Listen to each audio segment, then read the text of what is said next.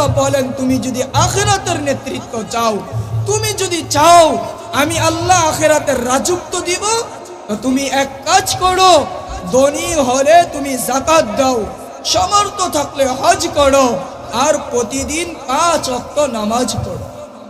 এই 5 ওয়াক্ত নামাজ, রমজানের রোজা, ধনী হলে হজ, সামর্থ্য থাকলে যাকাত। এই কয়েকটা কাজ কইরা দাও, আমি আল্লাহ আখিরাতের কোনো মারদুর ছাড়া, হাঙ্গামা ছাড়া, খুন খারাপি ছাড়া, জুলুম করা ছাড়া, অন্যায় অপরাধ করা ছাড়া তোমাকে আমি আল্লাহ একেবারে সহজে জান্নাত দিয়ে দেব। সহজে জীবন। নামাজ বেশি পড়া লাগে না, আল্লাহ তো বলেন 5 ওয়াক্ত পড়ো। সওয়াব বুখারীর 1 নম্বর খণ্ডে 1 নম্বর পাড়ার ভিতরে হাদিস আসছে, আল্লাহর রাসূল বলেন তুমি পড়বে 5 ওয়াক্ত, সওয়াব দিব 50 ওয়াক্ত। ফজরের নামাজ পড়তে দেরি, 10 ওয়াক্ত নামাজের সওয়াব হইতে দেরি না। যোহর পড়তে দেরি, আরো 10 যুগ হইতে দেরি না। আসর পড়তে দেরি, আরো 10 যুগ হইতে দেরি না। এরকম 5 ওয়াক্ত শেষ, আমল নামায় ফেরেশতাদেরকে বলেন 50 ওয়াক্ত নামাজের সওয়াব লেখা দাও। আর যদি জামাতের সাথে পড়ে, মা বোন ঘরে পড়ে, রাসূলের মাধ্যমে আল্লাহ জানায় তার আমল নামায় 700 নামাজের সওয়াব লেখা দাও জামাতের সাথে। এই কারণে নামাজকে মূল্যায়ন, নামাজ পড়ি। আল্লাহ বলেন ফাইদা কুদিয়াতিস সালাহ, নামাজ যখন তোমার শেষ হয়ে যায়, ও ব্যবসায়ী নামাজ তোমার শেষ, মসজিদে আর তোমার কোনো কাজ নাই। ও চাকরিজীবী নামাজ তোমার শেষ, মসজিদে কোনো কাজ নাই। ও শ্রমজীবী নামাজ শেষ, মসজিদে তোমার কাজ নাই, তুমি বের হয়ে যাও তোমার ব্যবসার কাজে। শ্রমজীবী তুমি তোমার শ্রমের কাজে বের হয়ে যাও, চাকরিজীবী তুমি চাকরিতে বের হয়ে যাও। ফান্তাশিরু ফিল আরদ, আল্লাহ বলছেন নামাজ পড়ো আর বের হয়ে যাও। এখন যদি চাকরিজীবী কৃষক ফজরের নামাজটা পড়লো আর দিলে দিলে এতটুকু ভাবলো, মালিক আপনার তো এক হুকুম ছিল নামাজ পড়া, ফজর তো পড়লাম, এখন তো আপনার আরেক হুকুম ফান্তাশিরু ফিল আরদ, সংসারের কাজে মনোযোগী দেওয়া, বিদায় সংসারকে লালন পালন করার জন্য, আপনার আরেক হুকুম পালন করার জন্য আমি কিন্তু কৃষি কাজে গেলাম। আর ব্যবসায়ী যদি বলে আমি ব্যবসার কাজে গেলাম, জীবী যদি বলে আমি চাকরির কাজে গেলাম, রব্বে কাবার কসম, আল্লাহ তখন ফেরেশতাদেরকে বলেন জোহর পর্যন্ত ওর আমল নামায় পুরা কাজটাই সব লেখা করবে। কাজ কৃষক ক্ষেতের ভিতরে ধান গুছা দিবে, শ্রমজীবী শ্রম দিবে, ব্যবসায়ী ব্যবসা করবে, আমল নামায় শুধু নেক আর নেক। ফেরেশতা বলে মালিক ও তো নামাজ পড়ে না, ও তো ক্ষেত লাগায়, ও তো নামাজ পড়ে না, ও তো চাকরি করে, ও তো নামাজ পড়ে না ব্যবসা করে, সব যে। আল্লাহ বলেন শোন, আমার 2টা হুকুমই ছিল, একটা হুকুম কুদিয়াতিস সালাহ, আগে নামাজ, ফান্তাশিরু ফিল আরদ, এরপরে তোর কাজ। ও নামাজ পড়ছে, আমার হুকুম মানছে, কাজ করছে, তাও আমার হুকুম,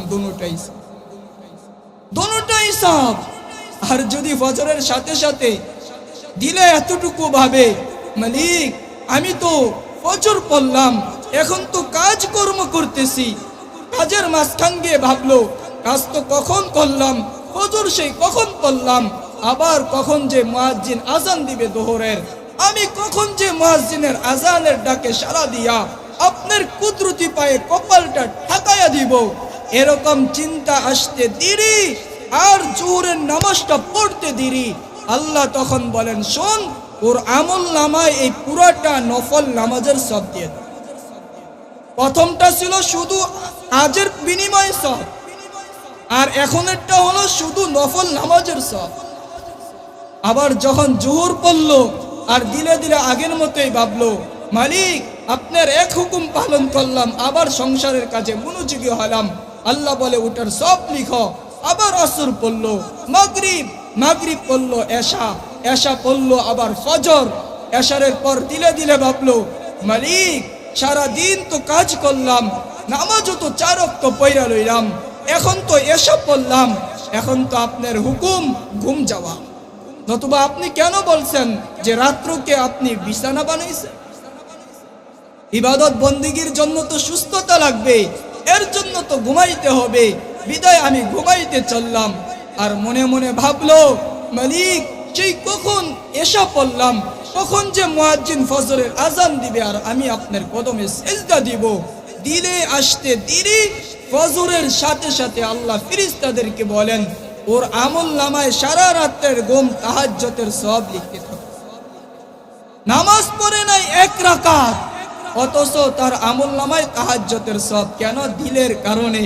এই কারণে সুনানে নাসাইতে আছে, ইন্তিজারুস সালাতাস সালাহ, নামাজের আগ্রহ যে করে, নামাজের অপেক্ষায় যে থাকে, তার আমল নামায় নামাজ না পড়লো নামাজের সওয়াব।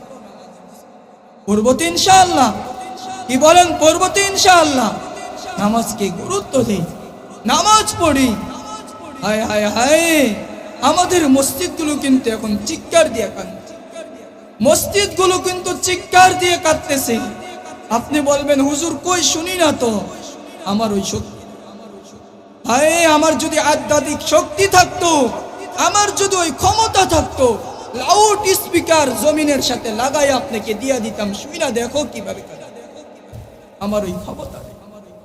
আপনি বলবেন মসজিদ কেমনে কান্দে? আরে মরা গাছ উস্তয়ে হান্নানা, মরা গাছ রসুলের কাছে কাঁদছিল কিভাবে? মরা গাছকে যে আল্লাহ কাঁদাইতে পারে, মসজিদকে ওই আল্লাহ কাঁদাইতে। কেন কাঁদে জানেন? আমার জন্য, আপনার জন্য, আমার জন্য, আপনার জন্য। কারণ আজ মসজিদে মুসল্লি, মসজিদ খালি খালি খালি। হয়তো আপনারা বলবেন আপনাদের মসজিদে আছে। হ্যাঁ আমি জানি, এই এলাকার মসজিদের খবরও আমি জানি। আমার মনে পড়ে এক ঘটনা, আমি বলতে চাই না, আমি ওইটা বইলে আপনাদেরকে স্মরণ করাইতে চাই না, আমার মাইকের আওয়াজ ওই পর্যন্ত যাবে। আমি চাই, একদিন এক প্রোগ্রামে যাইতেছিলাম, এক মসজিদে ঢুকছি, 4:30টায় আসরের জামাত, নামাজ পড়বো। তো 4:30 ঠিক বাইজা গেছে, মসজিদের ভিতরে গিয়ে দেখি তারা দরজা জানালা সব বন্ধ। 4:30 বাজে, আসরের জামাত পুরোটা বন্ধ। অপেক্ষা করতেছিলাম, নামাজ তো পড়তে হবে। কিছুক্ষণ পর এক ভদ্রলোক আসছে, আয়েশা আমাকে বলে, হুজুর নামাজ কয়টায়? দরজা খোলেন না কেন? আমি বললাম, ভাই আমি তো মেহমান, আপনি এলাকার না? তখন সে বলতেছিল, আমিও তো মেহমান। তো আমি বললাম, আচ্ছা অপেক্ষা করি। কিছুক্ষণ পরে এক বাচ্চা আসছে, তো বাচ্চা আয়েশা দৌড়াইয়া আসছে, 30-এ জামাত, 35-এ বাচ্চা আসছে, 35-এ বাচ্চা আসছে। বাচ্চা আয়েশা ও বলতেছে যে হুজুর একটু দাঁড়ান, মসজিদ খুলতেছি। বললাম খোলো। বলে হুজুর আমার কাছে চাবি নেই। কি নাই? মসজিদের চাবি নাই। ওইটা দূরের না, আপনার এলাকার কথা বল, আশেপাশের। রাগ করেন না, আসরের নামাজের সময় ছিল। বললাম তো কে খুলবে? বলে আমার দাদার কাছে চাবি। দৌড়ায় গেছে দাদার কাছে, দাদা থেকে চাবি আনছে, আরো চলে গেছে 5 মিনিট। 30-এ জামাত, 4:30-এ 40 বাজছে, তো আসছে, দরজা খুলছে, এরপরে আজান হয়েছে, এরপরে নামাজ 50-এ দাঁড়িয়েছে, আসরের নামাজ। জিজ্ঞেস করছিলাম, আচ্ছা তোমরা দুইজন আর লোক কই? বলে হুজুর আমরা দাদা নাতিনি পড়ি, এই এলাকায় আর কেউ নেই। ফজর? ওই ফজর কেউ নেই। কি ভাবছে? মসজিদ কাঁদবে না কি করবে? কাঁদবে না কি করবে? যেই মসজিদে আসরের নামাজের সময় আমরা 2 মেহমান, দাদা নাতি ছাড়া কেউ নাই, ওই মসজিদে ফজরের কি হবে? জানা আছে এমনও মসজিদ যে ওই মসজিদে ফজরের আজানও হয় না। ওই মসজিদে ফজরের কখনো কখনো এমন হয়, মসজিদে ফজরের আজান দেওয়ার কেউ থাকে, সবগুলো জানোয়ারের মতো মনে হয় যেন সব। মেরে দোস্ত, এই কারণে পায়ে হাত রেখে বলি, আমরা যেন মসজিদকে কষ্ট